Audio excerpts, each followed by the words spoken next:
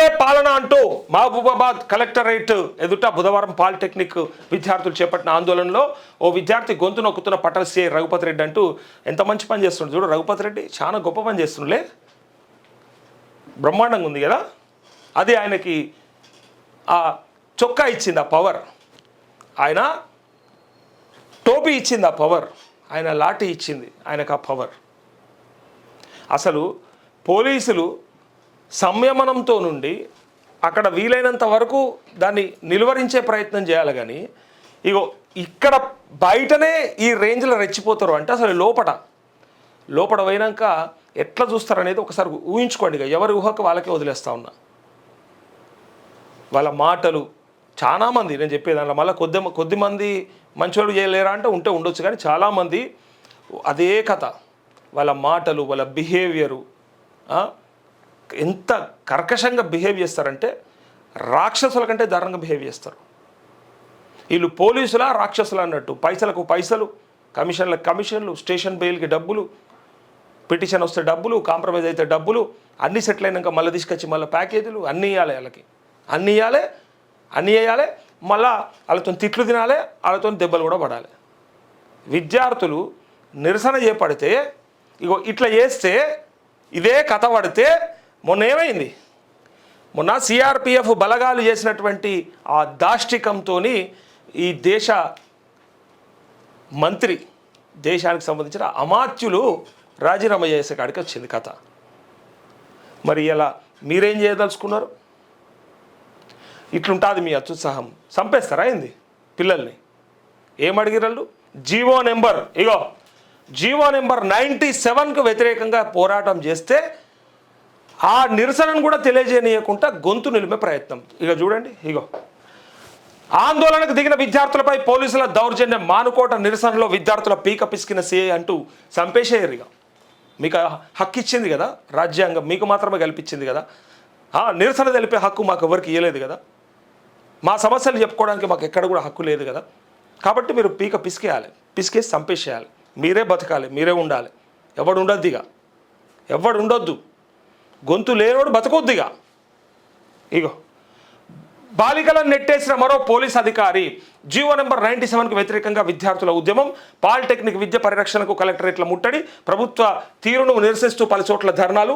నిరసన వ్యక్తం చేస్తున్న విద్యార్థుల పట్ల పోలీసులు క్రూరంగా ప్రవర్తించారు. ఓ సీఐ విద్యార్థుల గొంతు నొక్కి దారుణంగా వ్యవహరించాడు. మరో పోలీస్ అధికారి అమ్మాయిలని కూడా చూడకుండా చేతులతో నెట్టివేయడంతో తీవ్ర ఉద్రిక్తత నెలకొంది. దీంతో విద్యార్థి సంఘం విద్యార్థి సంఘం నాయకులు ప్రభుత్వానికి వ్యతిరేకంగా నినాదాలతో హోరెత్తించారు. సీఎం డౌన్ అంటూ నినదించారు. వివరాల్లోకి వెళ్తే పాలిటెక్నిక్ విద్యా వ్యవస్థను నిర్వీర్యం చేసే జీవో నెంబర్ 97ను రద్దు చేయడంతో పాటు విద్యార్థుల భవిష్యత్తును ప్రభావితం చేసే శక్తి పాలసీని వెనక్కి తీసుకోవాలని పాలిటెక్నిక్ కళాశాలను యంగ్ ఇండియా స్కిల్ యూనివర్సిటీలలో విలీనం చేయవద్దని విద్యార్థులు కదం తొక్కారు. రాష్ట్ర వ్యాప్తంగా బుధవారం కలెక్టరేట్లను ముట్టడించారు. అయితే కలెక్టరేట్ల ఎదుట ధర్నా చేయడంతో పాటు రహదారులు దిగ్బంధించారు. రేవంత్ ప్రభుత్వానికి వ్యతిరేకంగా ర్యాలీలు నిర్వహించారు. ఈ సందర్భంగా మహబూబాబాద్లోని కలెక్టర్ను కలవాలని విద్యార్థులు గేటు ఎక్కి లోపలికి వెళ్ళడానికి ప్రయత్నించారు. పోలీసులు అడ్డుకోవడంతో విద్యార్థి సంఘం నాయకుల మధ్య తోపులాట జరిగింది. దీంతో కొద్దిసేపు ఉద్రిక్తత నెలకొంది. టౌన్ సీఏ రఘుపతి రెడ్డి విద్యార్థుల గొంతు నొక్కడంతో పాటు మరో పోలీస్ అధికారి అమ్మాయిలు అని కూడా చూడకుండా వారిని నెట్టివేయడంతో తీవ్ర ఉద్రిక్తతకు దారితీసింది. ఈ ఘటనను డిఎస్ఎఫ్ఐ రాష్ట్ర కార్యదర్శి కేలో సాయి కుమార్, కోశాధికారి సూర్యప్రకాష్, విద్యార్థి సంఘం నాయకులు ఖండించారు. ఏఎస్ఎఫ్ ఆధ్వర్యంలో భద్రాద్రి కొత్తగూడెం జిల్లా కలెక్టరేట్ ఎదుట ధర్నా నిర్వహించారు. అనంతరం అదనపు కలెక్టర్ వేణుగోపాల్కు వినతి పత్రం అందజేశారు. కరీంనగర్ జిల్లా తిమ్మాపూర్ మండలం రామకృష్ణ కాలనీలోని వాగేశ్వర ఇంజనీరింగ్ కళాశాలలోని వందలాది మంది పాలిటెక్నిక్ విద్యార్థులు బుధవారం మధ్యాహ్నం ఒక్కసారిగా రోడ్డెక్కారు. రాజీవ్ రహదారిని దిగ్బంధించారు. అట్లే ఎల్ఎండి ఎస్ఐ అన్వర్ సంఘటన స్థలానికి చేరుకొని విద్యార్థులకు చెప్పినప్పటికీ ఆందోళన కొనసాగించారు. రాజీవ్ రహదారిపై భారీగా ట్రాఫిక్ జామ్ ఏర్పడడంతో విద్యార్థులను బలవంతంగా రోడ్డుపై నుంచి పక్కకు తొలగించారు. వనపర్తి జిల్లా కేంద్రంలోని కొత్త బస్టాండ్ మీదుగా కలెక్టరేట్ వరకు ర్యాలీ నిర్వహించి ధర్నాకు దిగారంటూ ఇట్లే నిజామాబాద్ జిల్లాలో కూడా జరిగింది.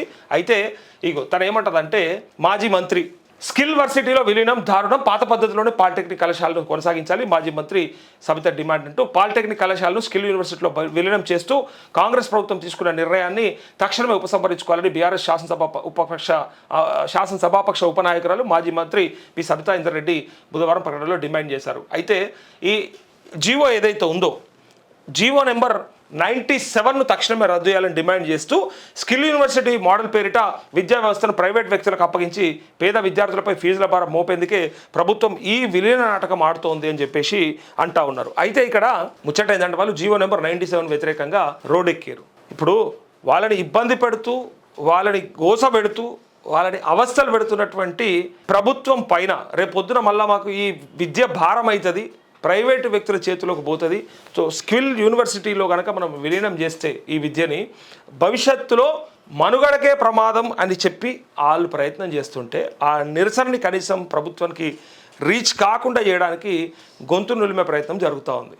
అసలు మీరు చెప్పిన మీ హామీలతో మొదలు పెడితే చివరికి మీరు చేస్తా అన్నవి మీ జాబ్ క్యాలెండరు, అట్లే మీ విద్యార్థుల కోసానికి ఉద్యోగాలు ఏవైతే మీరు వేస్తామని చెప్పినరో, ఏదైతే నిరుద్యోగ వృత్తి ఇస్తామని చెప్పినరో, ఏది ఇవ్వకపోగా అన్ని రకాలుగా ఇబ్బందులు పెడుతూ మళ్ళా ఈ పని కూడా చేస్తూ ఆ జీవో నెంబర్ 97కి వ్యతిరేకంగా చేస్తూ ఉన్నప్పుడు మరి వాళ్ళ డిమాండ్ ఏంది, లేకపోతే వాళ్ళ ఇష్యూ ఏంది, వాళ్ళ సమస్య ఏంది, దాన్ని ఎట్లా పరిష్కరిద్దాం, మరి చర్చల నేపథ్యంలో మరి చర్చలు చేస్తే ఏమన్నా సానుకూల వాతావరణం ఏర్పడుతుందా, ఇట్లా చూడాలి కదా. కాదు, ఇంకా మేము చేస్తాం మీరు చూడాలి, అంతే. మేము మా ప్రయత్నం మేము చేస్తాం మీరు చూడాలి. అందుకే ఇక్కడ ఇగో అది చేస్తే వచ్చే నష్టం గురించి కూడా స్కిల్ యూనివర్సిటీలో చేరితే ఫీజుల మోతే అంటూ పాలిటెక్నిక్ కోర్సుల ఫీజులు భారీగా పెరిగే ప్రమాదం, ప్రభుత్వ నిర్ణయంపై విద్యార్థుల అధ్యాపకుల ఆందోళన. ఇదే కదా వాళ్ళ బాధ.